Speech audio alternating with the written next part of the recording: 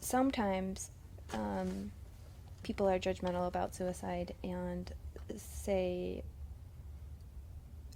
things like, well, why don't you just do it? Or if you really meant it, you would be dead already.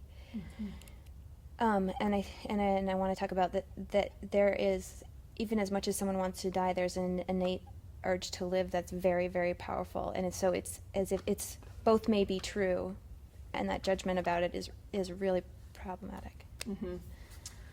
So I think that one of the things about suicide is that as a culture, we often talk about it as such a negative thing. We say, you've committed suicide. That person committed suicide, like they committed a crime. Or if you really felt that way, you would have just killed yourself already. Or if the one that your parents always say, if somebody jumped off a bridge, are you going to jump off too? What does that tell us? It tells us that it's impossible to not want to commit suicide, to not want to engage in suicide, if we're having thoughts and feelings related to suicide. So the thing is, just because you're having thoughts and feelings about suicide doesn't mean that your body also isn't having an innate drive to stay alive.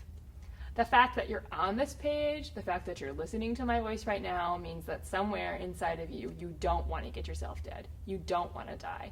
And at the same time, you're having those thoughts and feelings. And most people don't understand the difference. You can have two completely opposing points of view on something, and both can be equally true.